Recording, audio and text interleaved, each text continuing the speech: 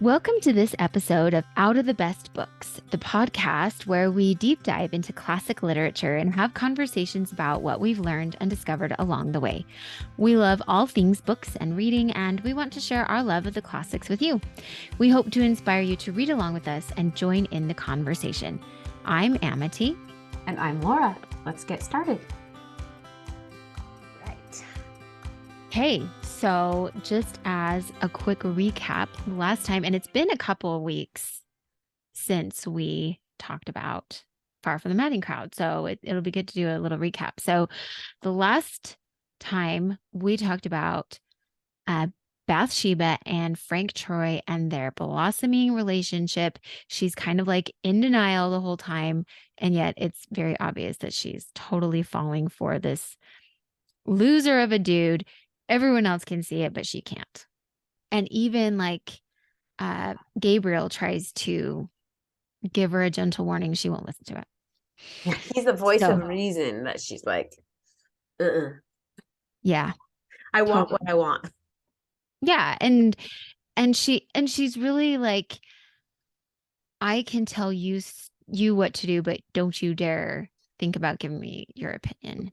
So it's a little one-sided there. So, but we do get like this idea of what kind of a guy Frank Troy is. And we learn that, you know, he was in this relationship with Fanny Robin and now has sort of cast her aside, and he will do whatever it takes to sort of capture the hearts of women. He's not an honest person at all. And he has swooped in and captured Bathsheba's heart to the point that now in this week's episode, we're going to talk about how she comes across Boldwood and she realizes that she needs to keep Boldwood and Troy apart or they're going to like try to hurt each other. So because of that, she takes off, and the rest is what we're going to talk about. But I mean, we're just more and more of learning about Troy and her falling for him. And then I think today he's going to show us really like more. I mean, throughout the book, he tells us more and more who he is. Yes, we're peeling back the layers. Yes. And just like we've kind of said all the way along, the plot keeps thickening and thickening. We're pulling back the layers on everybody and learning more and more about them and loving some more and more and hating some more and more, and kind of like giving a very questioning and confused look to others. Yes. So. Okay. So chapter 31, Blame Fury. Bathsheba is trying to avoid Boldwood. And so because she has sent the note. She knows he's gotten the letter that's saying we're not gonna. She doesn't want to be run a into thing. him. Yeah. So she goes to visit Liddy, who's at her sister's house. Liddy's spending a week there. And as she's walking there, of course, she sees Boldwood over the hill. And he doesn't look up until they're like right in front of each other. She's embarrassed. And he asks her. Okay. So he asks her if she's afraid of him. Like he could probably tell that she's trying to avoid him, right? Yeah.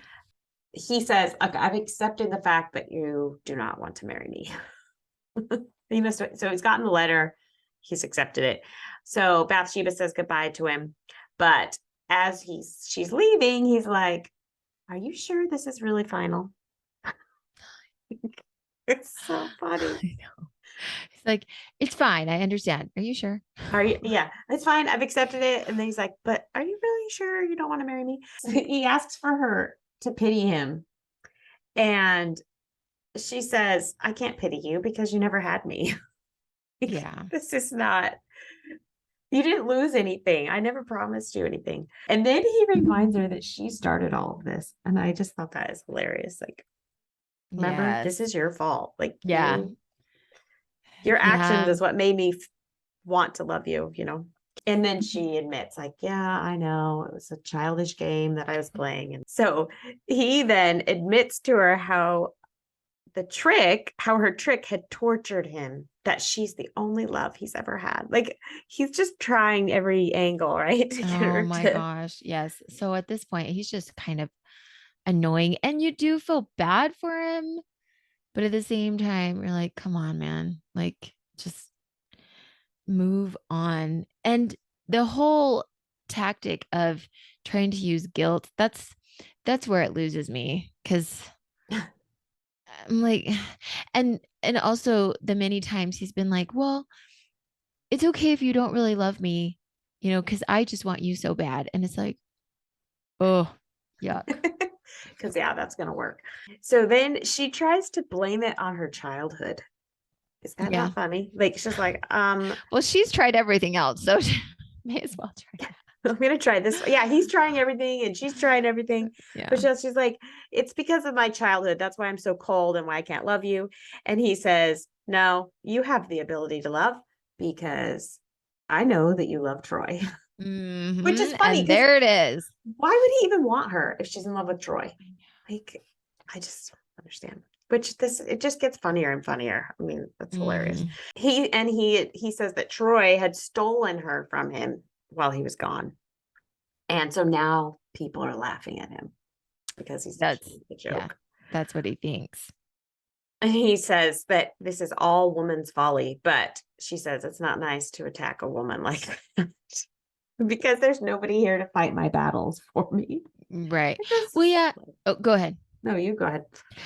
Because we get the idea, and especially later on, we understand like he's pretty violent at this point. Obviously, not physically attacking her, but he's like yelling, I think, and it just over the top, out of control at this point. And so that's why she just fires. She's finally had enough and she just fires back.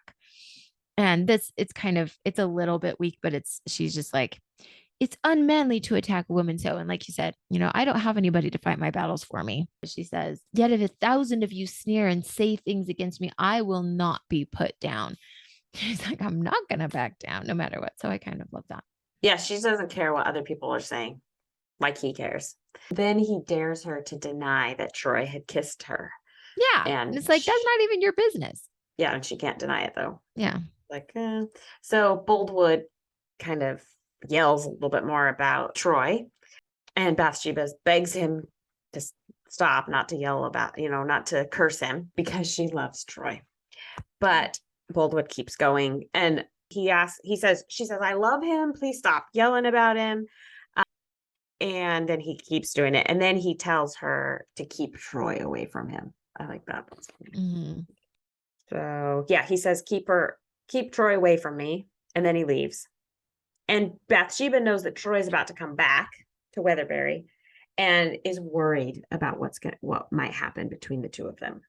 Because you said he's violent. And so that's probably why he's saying keep him away from me. And then now she's worried that if they get in the same location, there might be a problem. I don't know. You ever had two boys where you're worried about one's going to find out about the other? That only happened to me one time in high school. No, I think that we need to hear the story. No, it's just funny. It's like at one point I had like I don't remember if one of them was my boyfriend. I don't know. One of them might have been my boyfriend, but I had this other boy that I was like trying to be with. Mm-hmm. And I had like kissed him, the second boy that I know wasn't my boyfriend. And I was so worried that he would come up to me at school and like act like affectionate. Yeah. Mm-hmm. So that was like the one time I can remember I had these two boys and I did not want them crossing paths. Oh my gosh, Laura. I know. Hilarious. Well, and I was a senior in high school and one of the boys was younger. But okay. So yeah, I was like, I think please don't come up to me because I didn't want them to, because the other guy would be like, what's going on here?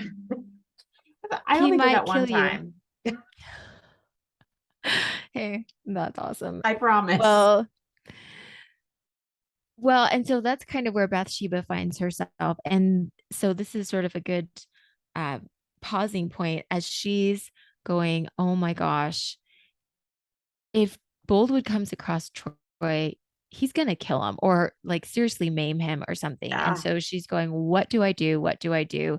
And when we come back, when we talk again about this, we're going to find out what she does. And it's kind of a big, drastic, and life-changing thing that she decides to do in the course of just trying to keep her two suitors apart.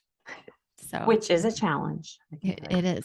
Okay, so it's silent in Weatherbury.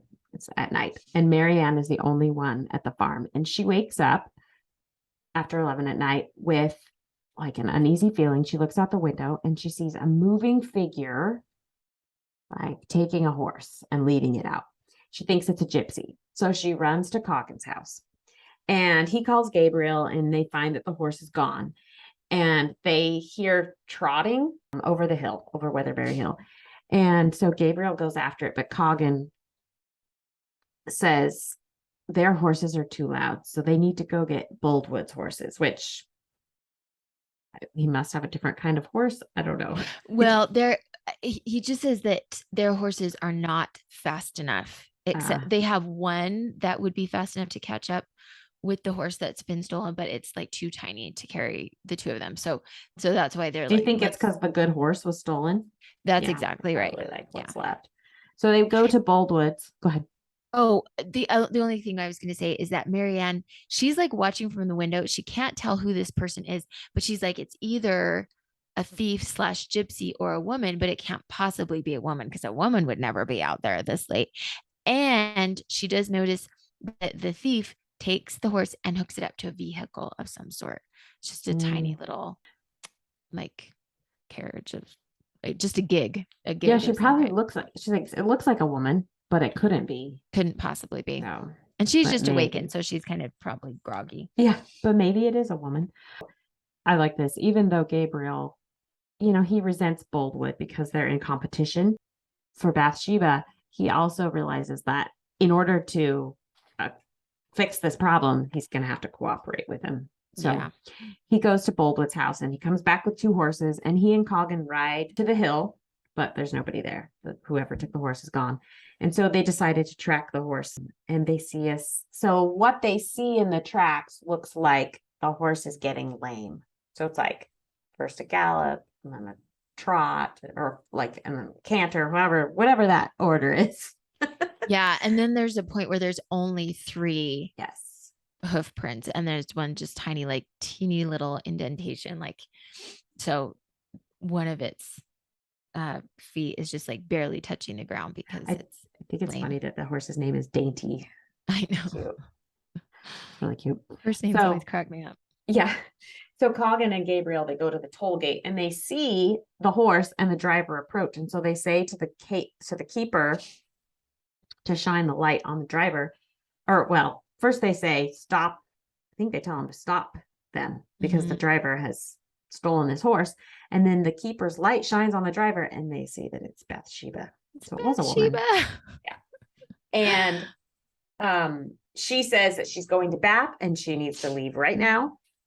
Gabriel says, well, we thought the horse was stolen. And she says, well, I couldn't wake up Marianne or get into the house. So she went and got the coach house key and then she just left. So she thanks them for basically being worried about it, right? Yeah. And Dainty had a stone in her shoe. Yeah. So she wasn't actually really hurt. Lame. Although we find out later, like it did hurt her because she's going to have trouble even as she gets into Bath. Yeah. So she had taken it out or Bathsheba had removed the stone from her shoe. And then after she leaves, they're like, let's not tell anybody about this. I know. I know. It's kind of funny. I'm not totally like, I think just because they were so zealous about it, they're like, we're going to catch this thief. And they're like tracking using all their skills. And they probably felt like super triumphant when they finally catch up. Like, oh, that's Sheba. No thief. Yeah. Yeah. So yeah, it's last way. Let's not tell anybody about this. Yeah. That happens a lot here. So Bathsheba has decided that she could either keep Troy away from Weatherbury or she's going to have to give him up. And she, let's see, I wrote down, she dreamed about the happy life she'd have if Boldwood had been Troy. Yeah. Explain that. Well, I think just if they could switch places somehow, like take Troy's charm, his looks, and put it into Boldwood's intelligence, his steadiness as far as being a farmer, and basically take all the best traits. That's kind of how I read it. Like take all the best traits of both of them in the form of Troy, and then that would be great. So had she decided not to marry him, Troy? Yeah. So yeah. So it gives this little backstory. It's like she's sitting on the side of the road after her talk with Boldwood, and she's like, okay, I'm going to have to just go to Bath and I'm going to have to tell Troy, like, we're cutting this off, no more. And I love this quote. He says, was Bathsheba altogether blind to the obvious fact that the support of a lover's arms is not of a kind best calculated to assist a resolve to renounce him? It's like you can't go and be hanging out with the guy that you love and be in his arms basically and be determined, especially that kind of guy who's his whole mode is just turning on the charm, and you can't think that you're going to be able to get rid of him by being right there with him. So yeah, so she wasn't thinking that he isn't going to be the best one to help her. Right. She can't go to him and be like, hey, do you think we should cut this off? Because he's not going to say no, or he's not going to say, yeah, let's do, because that's going to be the best thing for you.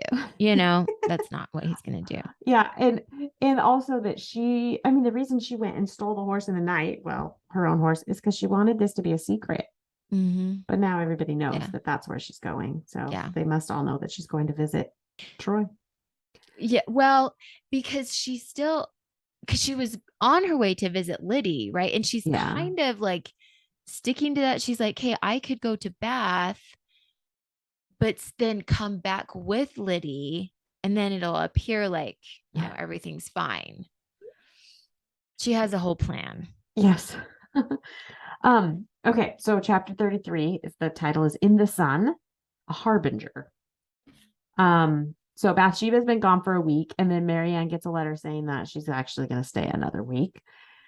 And the oat harvest is beginning. So the workers are resting when Cain runs out towards them, and he's in his Sunday clothes. And this is funny. He's taken time off because of his finger and an injured finger. And they said that he'll take time off for any reason, like any little reason. All of a sudden can't work. Yes.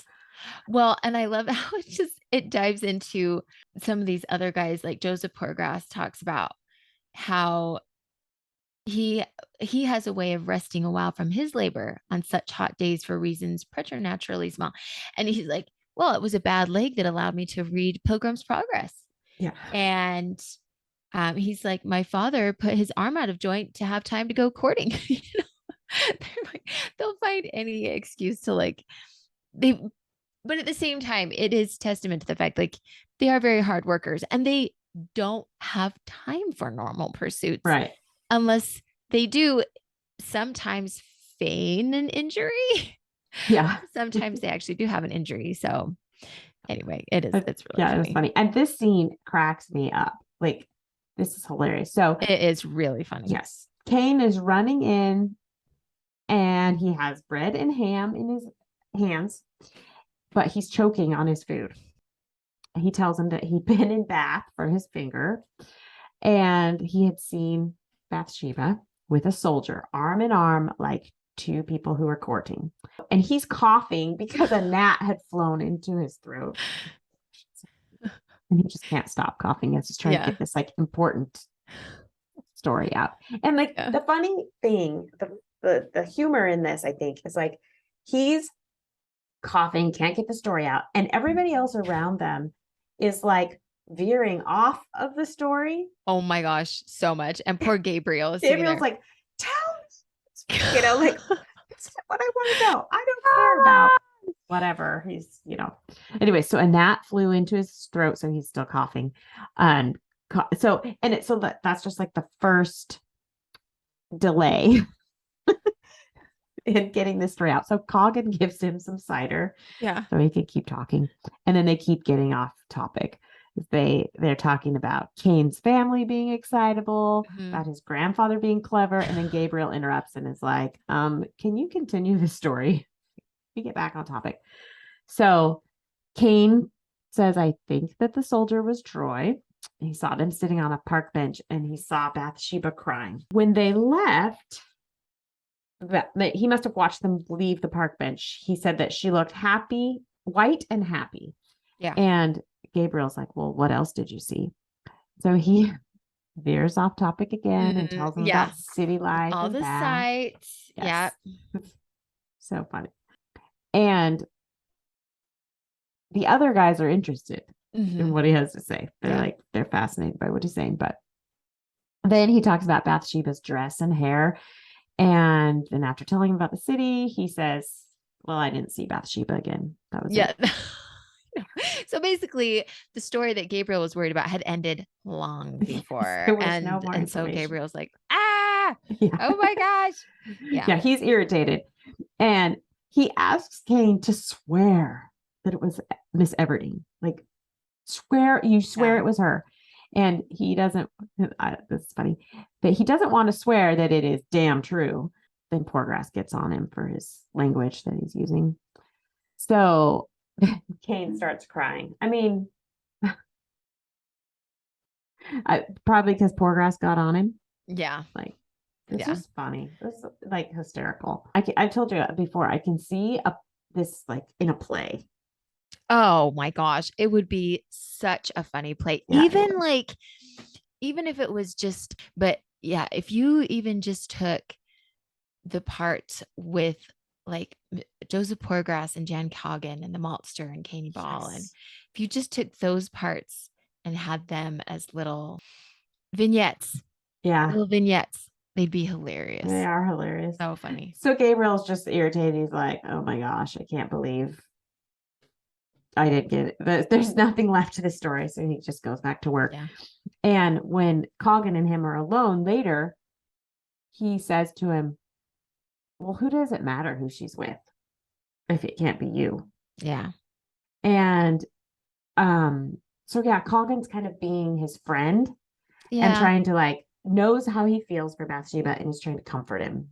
Yeah. He can see that Gabriel totally cares for her and that it's rough. And Gabriel's like, yeah, that's exactly what I say to myself. But yeah, he does say that. He's like, yeah, that's what I'm telling myself all the time. Who do I care? I can't have her. Yeah, I think that's when there honestly is a lot. Like, we could have gone into all the funny little stories and the things that they talk about, all their what I call squirrel moments as they get sidetracked. But that's when that I think it's important for people to just go in and read and just enjoy, like take it slowly, because it's super funny and very clever. So, so that's chapter 33. Chapter 34, home again, a trickster. So it's that very evening, and Gabriel's just out in the fields, and he sees a gig coming along, and it is Bathsheba. She's returning, and she's with Liddy. So apparently Bathsheba has gone through with part of her plan. She ended up coming home with Liddy, and Gabriel is so relieved to see her returning home that he kind of just puts everything else out of his head. He's like, yay, she's back. And then we kind of jump over to Boldwood. Gabriel, it's so funny how often this happens, is that we start with Gabriel, and then he's walking along, and then he comes across Boldwood, and then the story switches over to Boldwood, his sort of perspective. And that's exactly what happens here. Gabriel sees Boldwood. He's like, good evening. And then we switch to Boldwood's story. And Boldwood is walking along, and he happens to see Troy. And Troy is going into this little, what I assume is sort of like a soldier's house. It's the carrier's house. Oh, I'm sorry. It's the carrier's house, which had been his place of lodging the last time he'd been there. And so he thinks that maybe he's leaving for good, which would be great. But he comes right back out, and he has a carpet bag, and he's heading up the hill, which is going to lead to Weatherbury Farm. And so Boldwood stops him. And here we get to see like one of the most desperate moves ever. Yes. And it's so pitiful, very pathetic.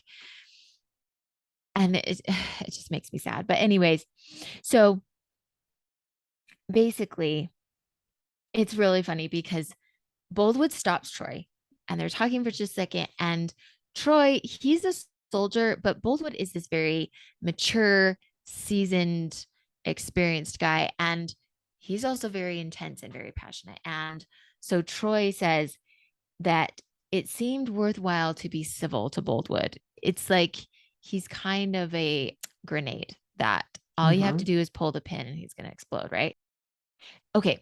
So Boldwood sort of starts off the conversation by basically saying, like, I know your attachment to Fanny Robin, and so does Gabriel Oak, and you need to marry her.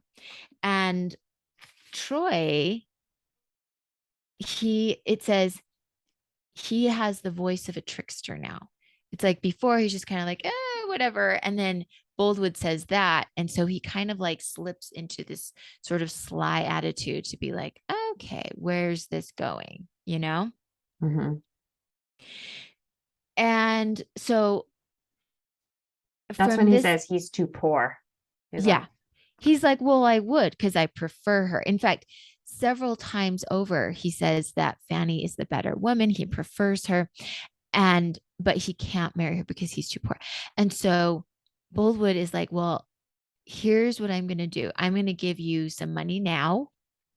And then after you're married to Fanny, I'm going to give you 500 pounds, not an insignificant sum. And he's like, I will make sure that everything is fine, but this is what you need to do. You need to go marry Fanny, right? And Troy just keeps leading him on, leading him on, leading him on. He's like, oh, you know what? Okay.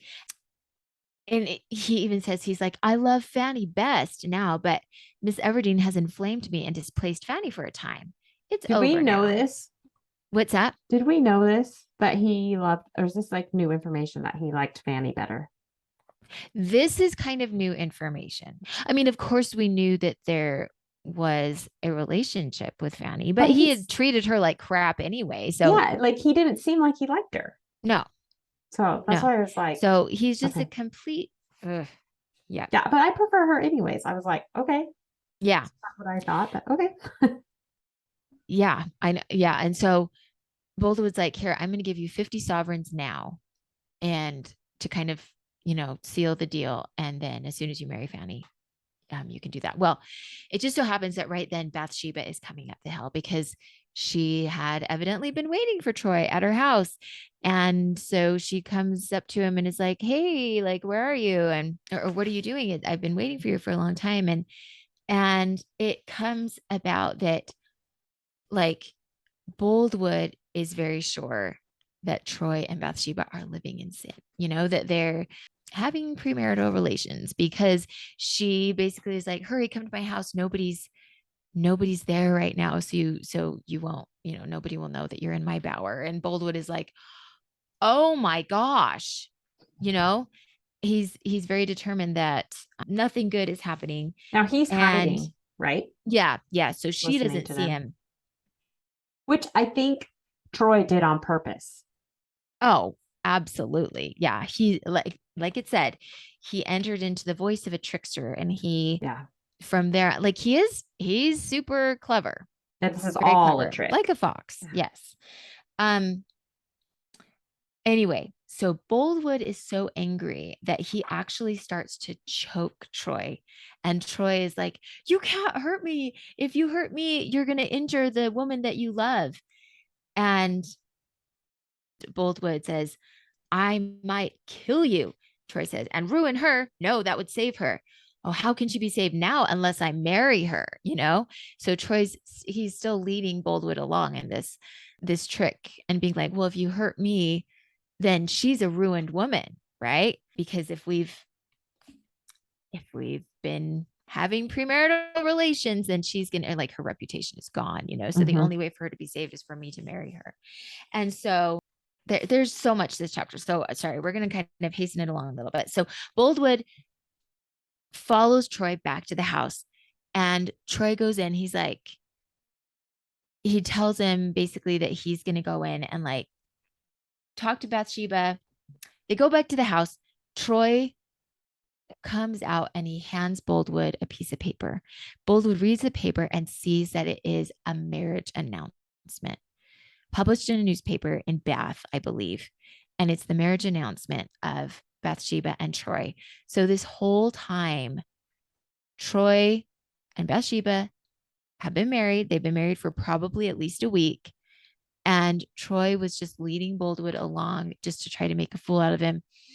He even, like, gives the money back, which is kind of surprising because I remember as I've read it a few different times, I've been like, oh, he just wants the money. It wasn't even that. He actually gives the money back, but he just wants to make a fool of Boldwood because he's just such a dishonorable guy. So that's where that chapter pretty much comes to an end, except that Boldwood, like, spends the rest of the night just sort of pacing through the hills. So yeah. What else did you want to talk about in that? Sorry, I feel like I kind of dragged that along. That was a tough chapter. Like, what do you talk about? What do you leave out? It's a hard one. Yeah, it's confusing too. I mean, reading through it's like, we got Bathsheba and Fanny, and who's he going to marry, and which one does he like, and and he kind of tricks him into getting the money, right? And then he's like, but Fanny left me, so I can't marry her because I don't know where she is. Yeah, I don't know where she is. Yeah. Yeah, Troy won. 1 point for Troy. Yeah. And it's all about making a fool out of Boldwood. Right. Yeah. Exactly. The whole time. So, which again, like, paints the character of Troy. It's just, there's a reason nobody likes him, and he just keeps adding fuel to that fire. Yeah. So why no one likes him? Okay. Chapter 35, At an Upper Window. And this is another one that just, ugh. So it's the very next morning, and we see Gabriel and Coggan, and they're walking through the fields towards the house. And they notice that there's a man in the upper window, like, looking out the upper window of the house. And they're like, oh my gosh, she's married him. Yeah.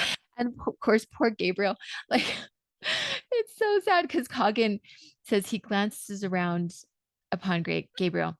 Good heavens above us, Oak, how white your face is. You look like a corpse. So poor Gabriel, he's like, oh my gosh. And this is his worst nightmare. Yeah, worst nightmare. Here it is. And there's Troy in Bathsheba's window. And Coggan's like, lean on the gate. I'll wait for a bit. And I thought this was so interesting. Gabriel, so he's leaning on the gate, and it says his mind sped into the future and saw there enacted in years of leisure the scenes of repentance that would ensue from this work of haste. It's like, it is some foreshadowing.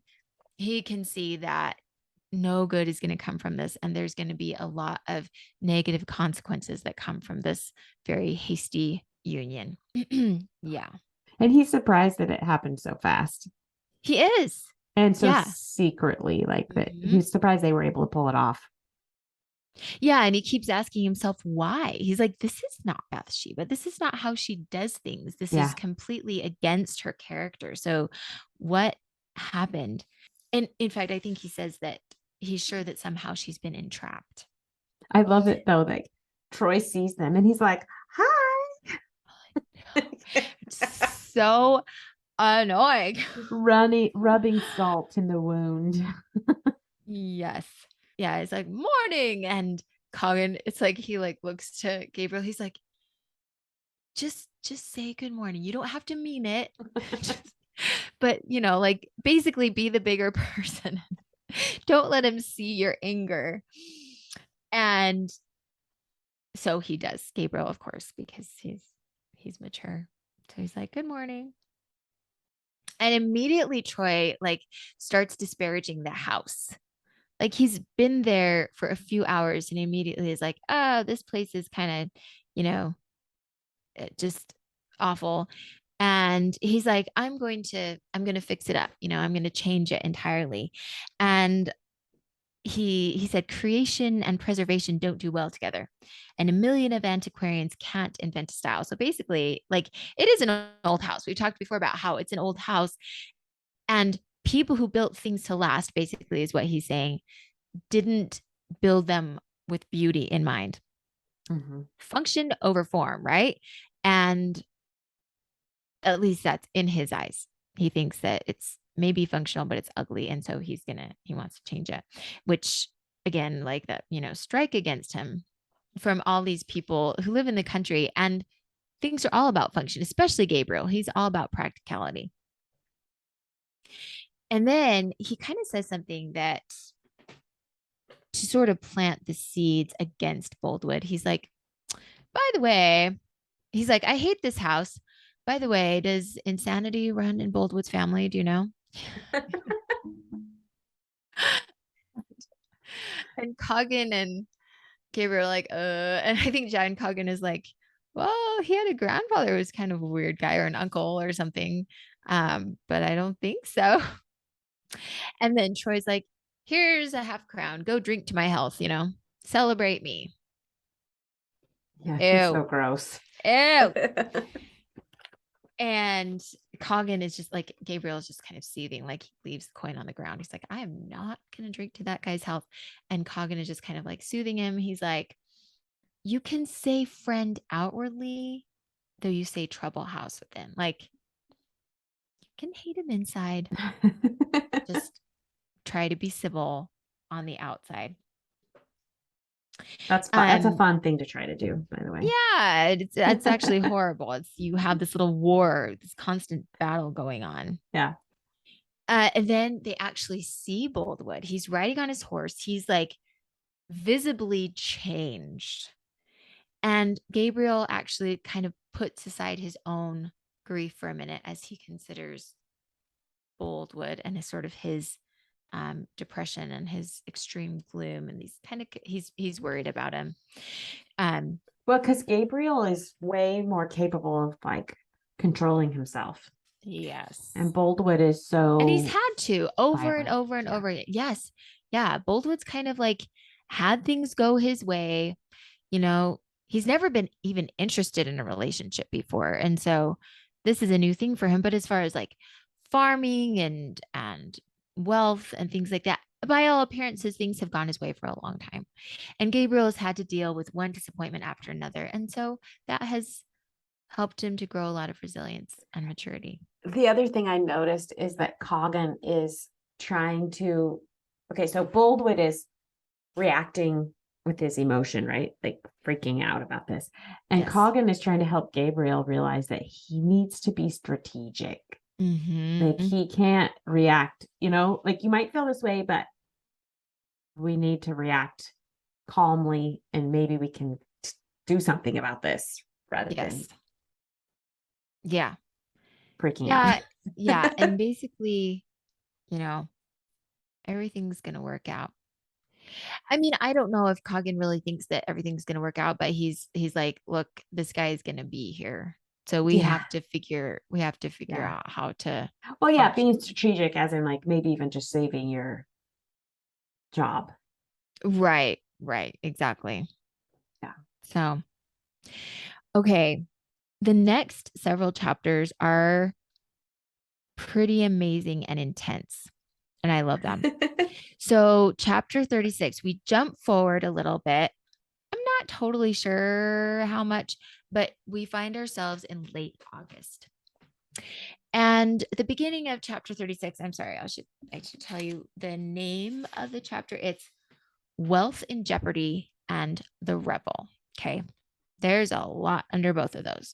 So Gabriel's out in the fields And he notices he's a farmer, he's a man of nature. Like he understands so many things where weather and all these things are concerned. And so he knows that there's a massive storm brewing. There's the behavior of animals. There's just this look in the sky, probably sort of a smell. Just the very air. He can tell that there's a major storm brewing. The big concern with that is that there are these huge hay ricks, which represents their heart, like a huge hay harvest, which is a ton of money, like a major contributor to the wealth of the farm. These massive hay ricks, 6 of them that are completely uncovered. So they're totally vulnerable to the storm. And so if they're not covered, they will be destroyed. And that, like I say, that would represent a huge loss for the farm. The other problem is that happens to be the exact night that Sergeant Troy, who's sort of stepped in for his wife and taken over things, even though he's completely incompetent, he's decided that is going to be the night they have a harvest supper and dance, which is not a bad thing. It's probably something they do yearly. It just happens that it's very, very bad timing. And he's also decided that it's going to sort of double as their wedding, like sort of a delayed wedding celebration. As sort of a side note, we also find out that Troy has bought his discharge from the army. So he is no longer a sergeant. With his wife's money. With his wife's money. Yeah, he does lots of crappy things with his wife's money. Evidently, Gabriel has no interest in joining in with these festivities, but he can see that there is a storm brewing. And so he heads to I think it's the big barn where they're holding these festivities. So he heads over there to appeal to Troy to be like, hey, this is what's going on, and we need to take care of the harvest like now. And he's not even able to talk to Troy. So he has to sort of send a messenger, and Troy sends immediately back. And this is what he says. So the messenger returns to Gabriel and says, Mr. Troy says it will not rain, and he cannot stop to talk to you about such fidgets. And I have to think that just really was probably everything that Gabriel could do to not just lash out, because, oh, well, he says it's not going to rain. So, hope you heard that, weather gods, like whatever he says. And he can't be concerned with such fidgets, even though this represents like a huge part of it was 6 months of produce. 6 months of produce. Yeah. And he tells him, don't bother me anymore. Yeah. And then instead of paying any attention to any of that, he's like, this is sort of when he announces, oh, this is our wedding celebration. And so he says, okay, basically like drinks all around, like hard liquor. And Bathsheba is like, you can't do that. These people are not used to that kind of liquor. Like they drink small beer or something like that, which is very, very, very mild. And she's like, basically, like, this is not a good plan. And instead of listening to her at all or giving any credence to what she says, do you remember what he does? He sends her home. Yeah. And all the women. He's like, go home. Yeah. He's like, we don't need you here. Yeah, we're going to send the women folk home and we're going to do what we want, basically. He says, it's time they were in bed. Go ahead. Yeah, he says, if these men can't hold their drink, then they're going to have to find somewhere else to work. Yeah. He's like, basically, if they show the white feather, which was the symbol of cowardice, they're going to have to work someplace else. Yeah. Wow, dude. Because that's important. Yeah. For hardworking people to be able to hold their drink. Yeah. Good grief. And so Bathsheba and the other women, and there's children there too, they all take off. And I thought it was interesting that the musicians excuse themselves. They're like, okay, we're out. And Gabriel too. He's like, I don't care what you say. Whatever. Yeah. And so he leaves. You were going to say something. No, it's just like he stays a little bit because he wants to be polite, but then he slips out, kind That's of true. sneaks That's out. you. Yeah, you're right. You're right. He did. He wanted to be polite, but then he was done. So he heads towards home. And as he's heading home, it's just like one thing after another after another. It's like nature is going, it's coming. It's coming. There's a toad in his path and Yep. toad like a toad heading for shelter. When he gets into his house, there's like the trail of a slug. There's these spiders doing unusual things. And then he finally goes out and he sees, I thought this was really interesting. He sees the sheep. They had now a terror of something greater than their terror of a man. Yeah. They were all grouped in such a way that their tails, without a single exception, were towards that half of the horizon from which the storm threatened. Okay, so they've got their heads turned away from the storm. There was an inner circle closely huddled, and outside these, they radiated wider apart, the pattern formed by the flock as a whole, not being unlike a Van Dyke lace collar to which the clump of furze bushes stood in the position of a wearer's neck. So, this is all the sign of a storm. Every voice in nature was unanimous in bespeaking change. I want to talk about that for just 1 second because have you ever experienced that with animals before any huge That they do um weird things. mhm. No. I mean, I think I've told you before that our cat like knows when Presley's upset. She's the Mm, 5-year-old. So, mhm. I mean, other than that, they have like a sense. Yeah, And, but I don't know. I have to ask my sister. She has a lot of animals. I think it'd be super interesting to have a bunch of animals and just be very observant that way. But I just remember, so when I was little, I grew up in southern Utah and just remember like the San Andreas Fault runs along through California, right? And Mhm. so many earthquakes in California. Every once in a while, there will be one that's big enough that we can feel it in say, all the way in southern Utah. So we had a dog named Molly when I was like 8 or 9. And one day, like she was just the most mild mannered, sweetest dog. She's totally a mutt that we got for free in the Walmart parking lot as a brand new puppy. So cute though. And one day she was just acting so strange. Like she just wanted to be right near us. She was just constantly whining. Like even her eyes were just kind of wild. She was just, it was so weird. Like even all of us like younger kids noticed her very odd behavior. We had no idea. Like we wouldn't be like Gabriel and be like, there's something that's going to happen. I do remember my mom going, what's going on with her? She's like, I know that animals will sometimes act weird when there's going to be a weird weather thing. Well, at 3 o'clock in the morning, the next morning, so middle of the night, I awoke. I'm in the top bunk of my bed. Yeah, of the bunk bed, top bunk of the bunk bed. And it is swaying back and forth. Oh, wow. And we were in the middle of this big earthquake. It was wild. And I had never experienced an earthquake before. It was crazy. But obviously She, we were all okay. But she sensed that.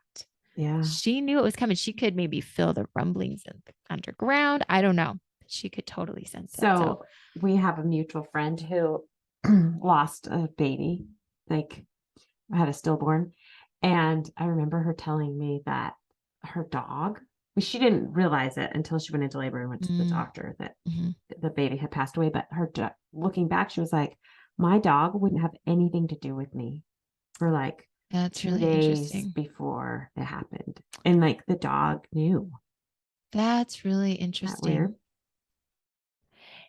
It's so fascinating because there's also dogs that can like they can smell like a child with diabetes and tell that Yeah. they're having an issue, that they need insulin or Yeah. whatever Sugar. or sugar. Yeah. Yeah, I mean, So they do have, fascinating. what are those called? Service dogs that like sense or, oh, like if somebody's going to have a panic attack, Hmm. they know ahead of time and they can like kind of tell the person like it's coming before the person knows. And then they Isn't know it what they need to amazing? do. Yeah, Yeah. animals are amazing. They are amazing. Wow. Just kind of like gave me chills because it's like we're given all these gifts in nature to help us. And Yeah. we just have to pay attention because they sure are. And So he's they like, every know. little bit of evidence, he's like, yeah, now I'm even more certain that there's this Yes. storm coming. Like, Yeah. it's just adding up. Yeah. And exactly. And so even though he kind of just been at his house, he's like, okay, I got to do something now. Well, and So he wants to save the produce, or the hay, but he also wants to help the woman that he loves. that's really what it comes down to. Yeah. And he even says, well, he does the math really quickly in his head to figure out how much of a loss it would be, you know? And he's like, should we lose all this because of the instability of a woman? Which not really. I mean, like, I don't think that she even realized. And he didn't appeal to her. He Yeah. appealed to Troy. So he's mad at her, but it's not really her fault. Because then he eventually comes to it and he says, I will help to my last effort the woman I have loved so dearly. And he does. And we're like, oh my gosh, who are you? You're amazing. So his first step is to go and try to get some help because it's going to be a massive undertaking to try to cover up all these hay ricks. I'm not sure how tall they are, but they have to get on a ladder to Yeah. get to the top of them. And I mean, you see like the old pictures and Van Gogh comes to mind of some of his paintings. It's like the big, haystacks, huge. So he tries to go get some of the men to help, but they're just completely passed out. They're useless at this point. And so he realizes he has to do it on his own, but this is hilarious. So he tries to go and he goes to Matthew Moon first because he usually undertakes the rough thatching of the homestead. So he needs to know where the thatching beetle, etc. are. So he grabs him and he shouts in his ear, where's your thatching beetle and rickstick and spars? And Moon immediately is just like, under the staddles. So he's not awake, but he knows how to, he immediately responds, right? And then this is really funny because the next person he needs to go to is Laban Tall, Susan Tall's husband, to get the key to the granary. So he says, where's the key to the granary? And there's no response. And he like calls again, no response. And so he's like, to be shouted to at night was evidently less of a novelty to Susan Tall's husband than to Matthew Moon. So obviously he gets shouted out. He gets shouted at all the time at night. And so he's learned to just tune it out. So when Gabriel shouts at him, he's like, just keep sleeping. Yeah, I'm used to this. Yeah. And so Gabriel actually goes to Susan Tall, who thinks it's Laban. That was funny. Yes, that is really funny. And she thinks that Gabriel is like deceiving her or something. He's like, no, I just need the key. And so she like curses at him, whatever. Yeah. So he's able to get some of the necessary supplies. He like covers up 3 of the haystacks and then realize he's going to have to use reed sheaves to cover the rest. If I've got that right. I feel like some of this is lingo, both of the time and of farming, that I don't totally understand, but that's what I gather is he's going to have to cover the rest of them with reed sheaves, which is going to be a lot of work. Yes. Yeah. He like uses these waterproof coverings, but it's not enough. Right. Yeah. It only covers half of them. Yeah. So there was a lot in that chapter. These just get better and better. I'm telling you. They do. So 37, the storm. So the storm actually finally comes. And then who do you think the 2 together are? The 2 together. Let's find out. Somebody's going to work together. So then the lightning starts and Gabriel sees that Bathsheba's light is on. And then there's more lightning flashing. He carries a chain up the ladder to use as a lightning rod, which I thought was kind of gutsy. Yep. Then there's another flash and he sees that Bathsheba, so it's like lighting up the sky, right? So now he sees that Bathsheba is at the bottom of the ladder and she yells up to him that the stacks aren't covered, even though her husband had promised that they'd be fine. I think that's what she's talking about. Like, he says it wouldn't rain, but now she's getting worried. so she asks Gabriel, like, what can I do? And then he starts telling her. And so she's like doing what he's saying to do. Then another big flash. So we got all this lightning, no rain yet, but all these huge flashes of lightning. And she clings to Gabriel, like his sleeve, in because she's scared. Yeah. So this keeps going on for a few minutes, and Gabriel likes the feeling of her on his arm, scared. Well, I think that that his lightning rod actually gets struck because it says that he's temporarily blinded, and that's when he could feel Bathsheba's warm arm tremble in his hand. Yeah, he A likes sensation novel and thrilling enough. But even then, though, it says love, life, everything human seems small and trifling in such close juxtaposition with an infuriated universe. Like it is a wild lightning storm. Yeah. There's no rain yet, but wild lightning to where they can see the shadows of like the barn and themselves because the lightning is so close and bright and just furious. So Yeah. So then a lightning strikes this tall tree on the hill, and it like strikes it down the middle and splits it. And he says, oh, we barely escaped that. We need to get down. This is too dangerous. And so there's like silence, and they think that the storm maybe might have passed. But Gabriel's like, but there hasn't been any rain yet. This is kind of weird. Bathsheba keeps helping him. They check the barn, but the people in the barn are still passed out drunk. They're not going to be any help. Bathsheba tells Gabriel that he must have thought that she went to Bath to get married, but I think she wants him to know that she didn't go there to get married. She went there to break it off with him. And she says, because of circumstances there, they ended up getting married, which he tricked her. I mean, Troy tricked her, right? Yeah. Yeah. So she's trying to explain herself to him, I think. Yes. Well, did you see where she was like, I was going to break up with him and I was going to leave. And then he's like, well, I already saw a woman that was more beautiful than you. Yes. So I like, you know, what exactly does, oh my gosh, it's just so slimy. And I'm like, how did you fall for this? Yeah. It says she was alone in the big city. So she's trying to give him excuses. I was alone. I was afraid of the scandal. And then go ahead and say what she said. Yeah. And so she said, I was coming away. So basically, like, I think she'd already said, like, we're going to break this off. And then she was leaving. And then he suddenly said he had that day seen a woman more beautiful than I, and that his constancy could not be counted on unless I at once became his ... And I was grieved and troubled. And then between jealousy and distraction, I married him.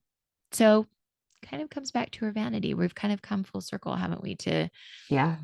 It's her vanity. Oh, there can't be somebody more beautiful than me. And I can't lose him to somebody more beautiful. So I better just keep him. Yep. And Gabriel's silent this whole time. He just keeps working, doesn't say anything back. Yeah, and she's probably just talking and talking, and he's like, oh, and she says, don't blame Troy. This isn't his fault, which is funny because it totally is. And then she also says, don't say anything about this. Don't tell anybody. Yeah. Which isn't it funny? Because we were talking too about how, she had said to him a few chapters earlier, basically, we just have a business relationship. Like, I don't want your opinions anymore. But now they're acting like friends. Yeah. And I think it even says, like, she says to him, I care for your good opinion. Really? Yeah. You just said you didn't. Yeah. Yeah.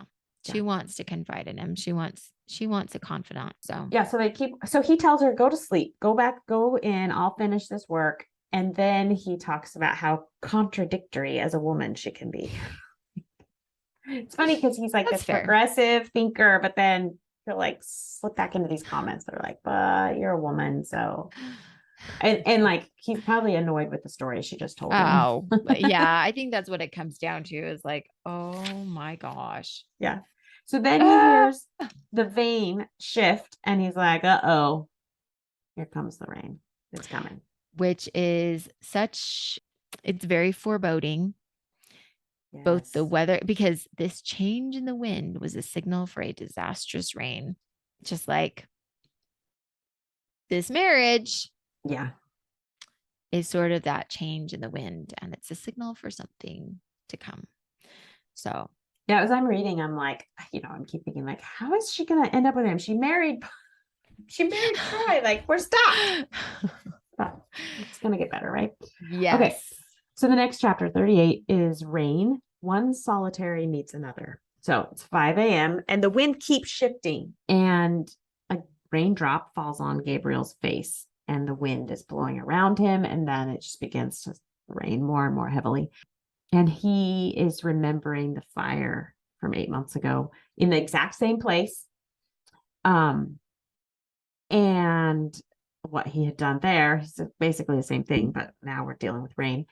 But he's thinking about how he's loved her this whole time, like ever since the beginning. So when I read that, I thought, okay, did he mean this kind of symbolism that like Gabriel is willing to fight through all fire, water, and wind. air, the wind Yeah. for Bathsheba?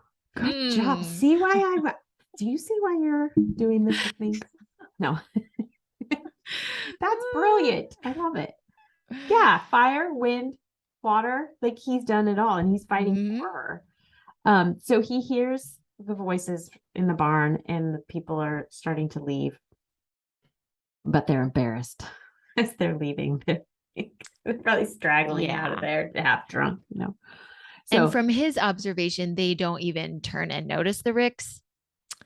My guess is they're like avoiding looking at it because Troy probably doesn't notice them, but the others, they're conscientious farmers. They probably were like, oh, I was thinking they were embarrassed that they were drunk, but they're probably embarrassed that they like ignored what was going to happen and said, it's fine. And then it happened anyways. Yeah. So he goes home, and as he's going home, he passes Boldwood, and they each comment about how bad the other one looks. Funny. Yeah. You look pretty bad. Yeah. And Boldwood's probably just depressed, but Gabriel's like been up all night working. Yeah. And he says, I've been working on trying to cover the ricks. And he asks Boldwood if his ricks are safe. And he says, no, that he'd overlooked the ricks this year. So he said he'd been out of sorts. Yeah, maybe just a little. He's only thinking about one thing. And Gabriel says, like, I actually thought that she was going to marry you. I mean, he's kind of surprised. And Boldwood thinks that he's kind of the joke of the town now. That, yeah, everybody thought she was going to marry him, but now she's married to this other guy. And so Gabriel tries to say, no, you're not the joke of the town. But then Boldwood admits there wasn't ever really an engagement. So I think people just assumed there was, but Boldwood always knew there wasn't. So yeah, Boldwood admits that he's weak and he's foolish and now he's grieving.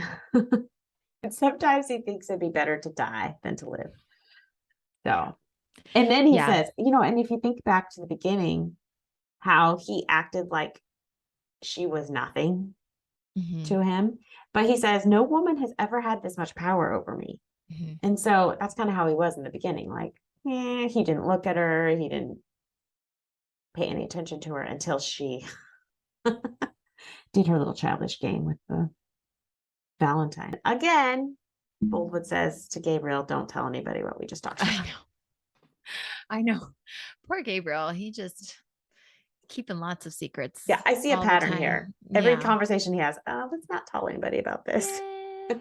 Which actually goes to show you his character, right? That he's like a confidant that you can like tell things to, and then he probably won't, or at least they trust him enough to ask him not to tell anybody. Right.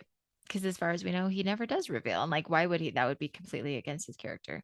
There's one thing that I wanted to bring up in here that I thought was very interesting in telling it, because he does. Oak is like, of course, your ricks are all safe. And Boulder's like, oh, no, they're not. And Oak is like, oh, well, at least the small ones, right? No, none of them. And Oak is like, wow, okay, there's like something seriously wrong, because it says a few months earlier, Boldwood's forgetting his husbandry would have been as preposterous an idea as a sailor forgetting he was in a ship. Like it was his life, and his life, Yeah. he was a fantastic farmer. Like everybody admired him for that. And he totally neglected it. And so Gabriel kind of has this moment where he's like, okay, well, I feel bad, but he's way worse off than I am, when Yeah. he's just completely excused himself from life. Yeah. So, Like, how could he forget that? Clearly, yeah, he's messed up. yeah, exactly. Okay. So, chapter 39, coming home and a crack. Mm. So it's Saturday. It's a Saturday evening in October, and Bathsheba is coming back from the market, and Troy is walking beside her. And then it talks again about how he bought his soldier's discharge with this is where it says it with Bathsheba's money that bought his discharge. And he wants to become a modern farmer. So he wants to like bring these modern techniques out to the country where they've been doing the same thing for 100 years, right? And Troy's saying that he would have made a lot more money if it had not been for the rain. She says that the weather has been changing a lot this year. Maybe it's like it's been unpredictable. And then she reminds him that he'd lost 100 pounds in horse racing. It's Well, like, I think, yeah, and I could be wrong, but because when I first read it, I was like, when he talks about the weather, I was like, oh, he's talking about farming. But then it draws you in, and you go, he's talking about how he lost the race because of the weather. And then, yeah, she's like, and you lost 100 pounds yeah. because of that. And she's Um, like, that's not a good thing to waste money on. Like yeah. she's judging his. Oh, yeah. So he would have made more money in the horse races. That's interesting. Yeah, I kind of thought that too, that at first that he was talking about farming. That's Because kind. I'm like, it wasn't the weather, it was your stupidity. Yeah. And didn't Gabriel, he covered the stuff anyways. Right. So they didn't lose money. Yeah. Right. And so I know, because like I said, you initially go, oh, he's talking about farming. And then you realize, not at all. He's Nope. talking about horse racing, and he's excusing his loss because of the weather. And you find out he is deeply entrenched in gambling, and it's all her money. He's gambling all Yeah. her money. So Yeah. And so he says, I'm thinking about taking you to the horse races next week. And she's like, I don't want to she's like, go. I'd rather go 100 miles the other way. Yes. I'm like, I'm not doing that. And then he says, you've lost all your pluck and spirit. So it's just funny because it's like not always what happens when you get married. You're like, what happened to your like you were so exciting. Now that's what happened to me. I was like, now I just want to go to bed really early. Well, you start adding kids in there. That's right. Yeah. And And then 5 kids later, you're like, what happened to you? Oh, those kids happened to me. But yeah, he's like, I mean, how nice of him. You've lost all your pluck and spirit. Like you're no fun. You don't even want to go to horse well, and races with and me. the thing is, he's kind of horrible, because it's not just like, she even says to him, we're going to have to leave the farm. Like, we're going to lose everything because Yeah. this isn't a one-time thing. You keep betting my money, losing my money. And he wants to take her to the horse race. And she's like, I wouldn't go within 100 miles of the horse race. And she's like, please tell me you have not bet on that. He's like, of course I've already bet on it. So she's about to lose Yeah. even more money. He's horrible. And he even says to her, don't you be a little fool. Wait till you're told, So he's such a bully. Yes. So, And then and it's about to get much worse. yes, it is. So then they see another woman up on the hill that looks poor and sad. And so she this the is it the woman that asks Troy? Yeah, Yeah. she's just like, where's the Casterbridge Union? When does it close? Yeah. Oh, that's right. She wants Yeah. to know when it closes. And when he hears her voice, then he knows who she is. Mhm. And then she hears his voice, and then all of a sudden she looks happy, but like almost like she's in pain because yeah, I don't know, she probably wasn't expecting to see him. No. And he's with a woman. That's Mhm. probably why she looks like she's upset. So she cries and then she falls down to the ground. And Troy tells Bathsheba to go walk the horse. You're gonna walk the horse, go away. While he deals with the woman. And at the beginning, she's like, I'm not gonna go away. And then she eventually just obeys him and does it. Yeah. And so Troy helps Fanny up and asks, how did you get here? Like, where did you come from? And she just says, I don't have any money. So he gives her everything he has, probably Bathsheba's money, right? And It is. then, Yeah, it's totally yeah, because I think he's even like, this is all I can get from my wife right now. Like, yeah, that's all she'll give me, but I'll get more. yes. And then Fanny kind of goes silent, like, Mhm. and Troy tells Fanny, how about on Monday we'll meet on the bridge and this is where he says, I'll get all the money I can from my wife Mhm. and I'll bring it to you. Yeah. Which she's not like, your wife? Huh? Yeah.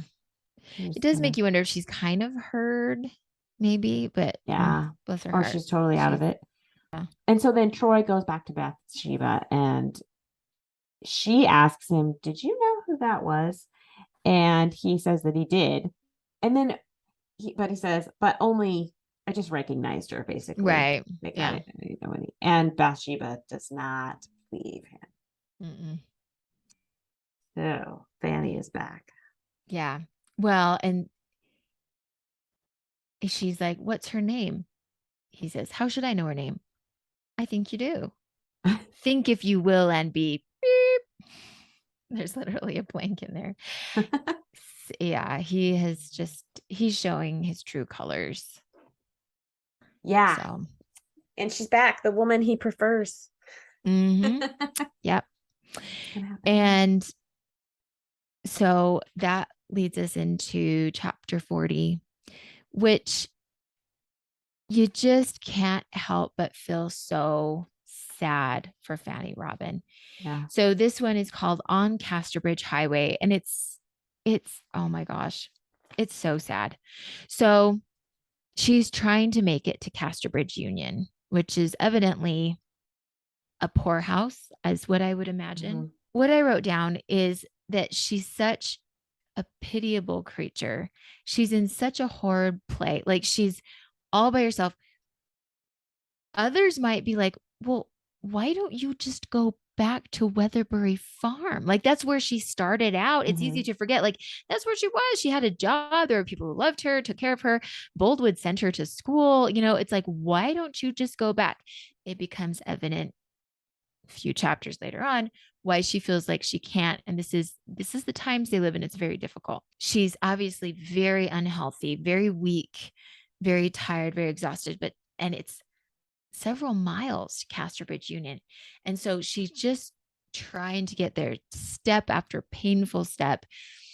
She collapses and she sleeps and she gets up and tries to keep moving. She finds some sticks that she's able to use as like crutches, but then realizes like it takes some pressure off her legs, but uses all the strength in her upper body. So now there's one point where she just falls over, like she can't even keep herself up Mm-hmm. anymore. She gets up, she keeps going. It's like she's counting the steps. In fact, there's this moment where she sort of calculates in her head like this many steps for this long, and it's this long to Casterbridge Union, and it talks about how she kind of tricks herself into going point after point, make it this far and then just make it that far, which is so funny because not nearly the same situation, but that's how it is when you're running a marathon or when you're on a long run that you haven't gone that many miles yet. And so you get super exhausted, but you go, okay, I'm just going to make it to that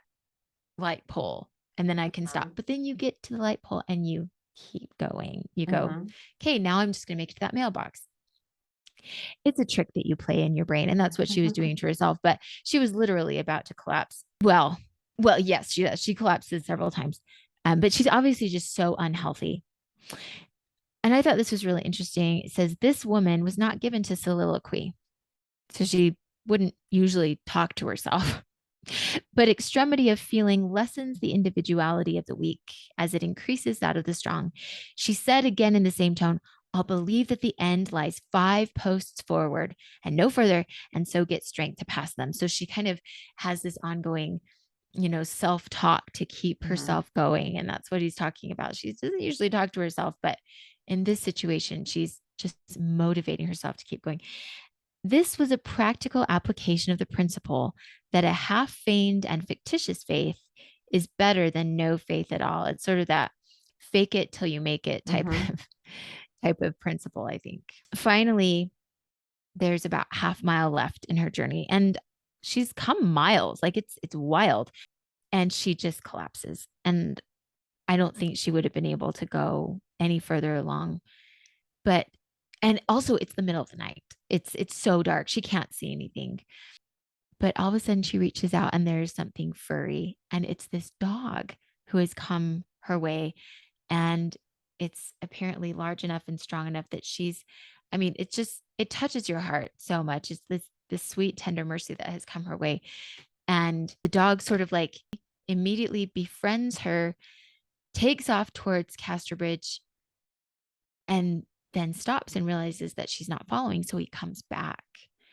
She is able to lean on him, hold on to him, and the dog drags her for half a mile until she collapses right in front of her destination. And the next thing she knows, there's these men picking her up, and she's like, and they're like, how did she even get here? And she's like, where's the dog?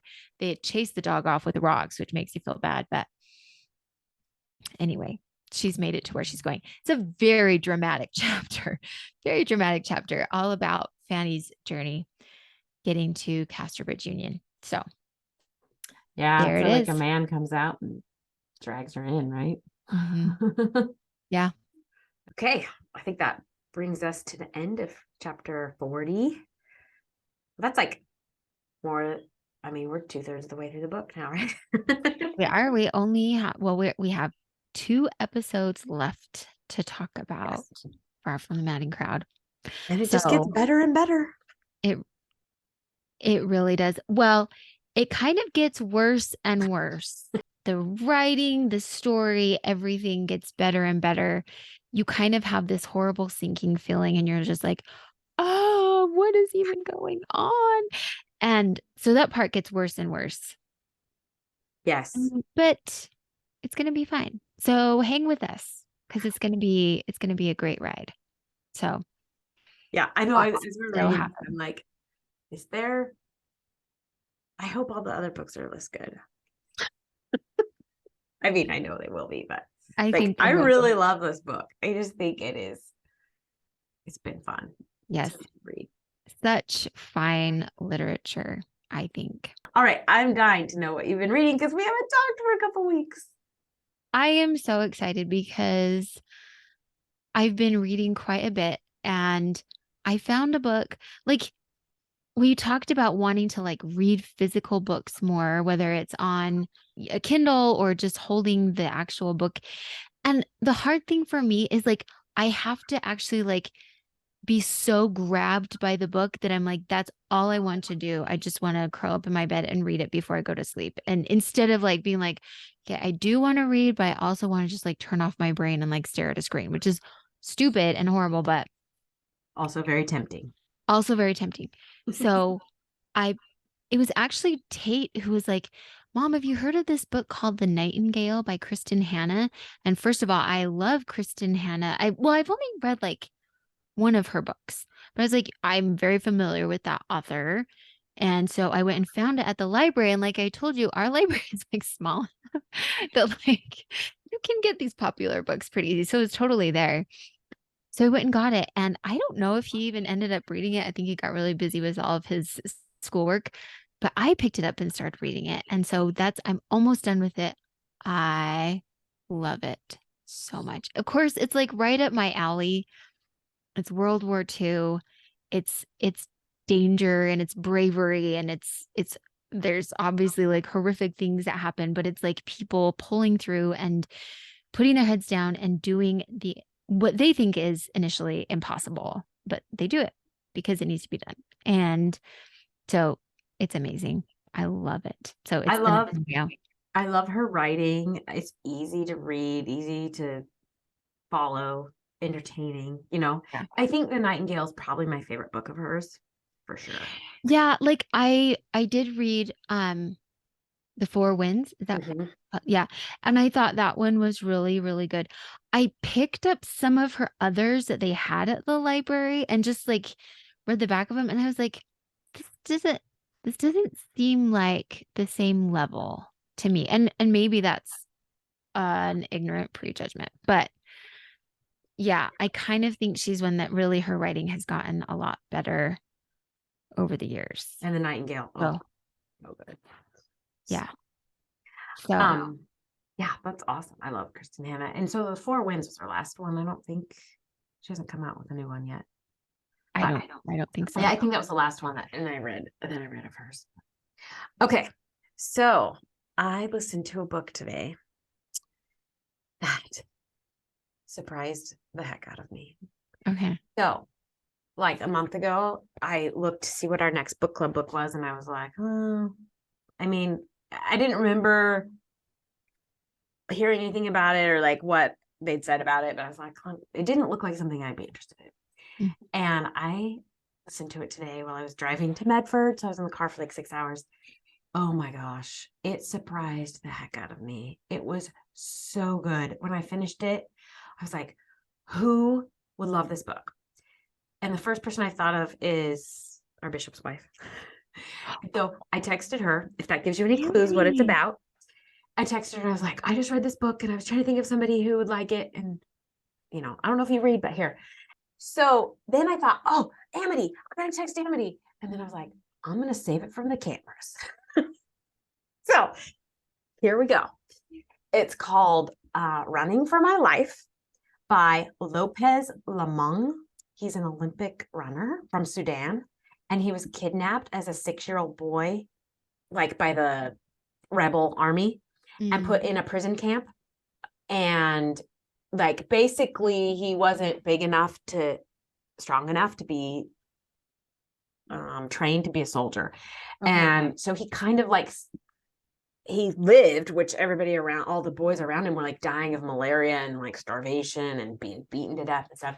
Anyways, he ends up in a refugee camp in Kenya, which is better than the prison camp, but yeah, still not a good place.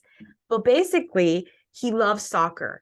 And the only way the older boys will let him play soccer is if he runs around the camp once every day, 18 miles. And he loves soccer so much that every day he runs as fast as he can the 18 miles around the refugee camp so he can play soccer. Well, then he like gets he hears that there's this opportunity that the US is letting 3,500 of these lost boys come over into the United States, and he just has to write an essay. So he writes an essay and he gets chosen, and he comes over here to live with a foster family. Oh, it was so good. So I cannot even tell you, it shocked the heck out of me. It was so good. And like tonight, all I want to do is watch him race on YouTube. I bet. Oh my gosh. So I've heard of that book. Oh. Okay, I'm gonna have to find it and listen to it now. That sounds awesome. Yeah, very cool. It was, I cried. I was like, oh, I don't know. I just needed to talk to somebody about it after I was done. Carlina is the one that recommended it. And so I was texting her and I was like, where did you hear about this? Like, I have never seen this book or heard about this runner. I mean, he ran in 2008. Okay. And he wrote it between that Olympics and 2012. Okay. So, and he didn't medal in 2008, but he has medaled since then. So, I was just like, oh my gosh. And I'm not a runner. That's when you know it's such a good book, because they make you care about something that you didn't think you cared about. Exactly. I just like, oh my gosh. Oh. Because I love that now you want to watch him run. Like, I mean, obviously you care about him, not necessarily the sport, but like that's so awesome. I mean, and like I keep thinking like that's the second book I read this year. Because I was gonna tell you about the book I read yesterday. And then I read this today and I was like, oh no, this takes the cake. I'm like, how do you top this? That's the second book I read in 2023. Like, it's the best book I've read in a long time. Yeah. Oh, that's so awesome. Well, Good way to start off the year. Oh, now it's Well all done. downhill from here. I'm just kidding. No, but actually, it'll be fascinating to see if there's a book that tops it. Yeah.